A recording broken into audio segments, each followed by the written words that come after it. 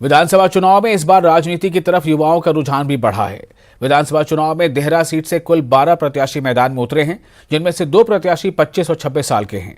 सबसे कम उम्र के प्रत्याशी ईशान शर्मा हैं, जो 25 साल के हैं और ढलियारा वार्ड से जिला परिषद सदस्य हैं, जबकि दूसरे प्रत्याशी वरुण कुमार हैं, जिनकी उम्र 26 साल है। बता दें कि दोनों ही प्रत्याशियों ईशान शर्मा और वरुण कुमार ने देहरा विधानसभा क्षेत्र से निर्दलीय प्रत्याशी के रूप में अपना नामांकन भरा है। इस बार देहरा विधानसभा क्षेत्र से कुल 12 प्रत्याशियों ने अपना नामांकन पत्र दाखिल किया है। उम्र का नॉमिनेशन मैंने ही भरा है। आज 26 साल मेरी उम्र है और मैंने नामांकन इसलिए भरा क्योंकि मेरे को अपना देहरा डेवलपमेंट के मुद्दे पे ऊपर लेके जाना है, इसलिए मैं आगे आया हूँ। क्या मुद्दे रहेंगे आपके चुनाव में? देखिए, स्वास्थ्य शिक्षा जो मुद्दा सबसे इम्पोर्टेंट है। जैसे अभी हम देहरा तहसील में खड़े हैं तो यहाँ पे सभी को पता है, देहरा वासियों को, कि यहाँ पे जो स्कूल कॉलेज की क्लासेज यहाँ पे पाठशाला में लग रही हैं, तो उसके लिए भी हमने सरकार से मांग रखी हुई थी और उसका भूमि निरीक्षण सरकार ने करवाया हुआ है। और दूसरी सबसे बड़ी प्राथमिकता ये रहती है कि हमारा जो स्वास्थ्य का हाल है, क्योंकि स्वास्थ्य के लिहाज से हमें हमारी जनता को, जितनी भी पंचायतें हैं, पूरी पंचायतों को या तो पंजाब जाना पड़ता है या तो कांगड़ा जाना पड़ता है, तो उसके लिहाज से भी बहुत सी चीज़ें देखने के लिए हैं। अब युवा क्या लग रहा है आपको, युवा आपके साथ चलेंगे, लोग आपके साथ चलेंगे?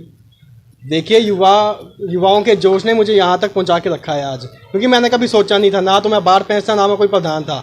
एक युवाओं के संकल्प ने ही मुझे अपनी पंचायत से उठा के आज मसूर पंचायत तक पहुँचा दिया हुआ है, क्योंकि उनको लगा कि नहीं, आज तक हमारा किसी ने कोई सुनवाई नहीं करी डेवलपमेंट के मुद्दे के ऊपर, तो क्यों ना अपने यहाँ के धरती पुत्र नौजवान को आगे किया जाए। और आपको बता दें कि दूर विधानसभा क्षेत्र से भाजपा के विधायक और भाजपा प्रत्याशी परमजीत सिंह पम्मे के नामांकन के दौरान निकाली गई रैली में यातायात नियमों को सरेआम तोड़ा गया। रैली के दौरान कार्यकर्ता और समर्थक ट्रैक्टरों के बोनट पर बैठे दिखाई दिए।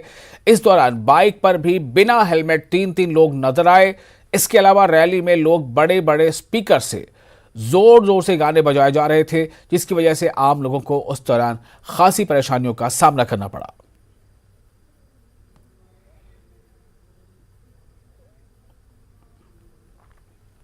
फिलहाल एक छोटा सा ब्रेक, चलता जरूर होते हैं।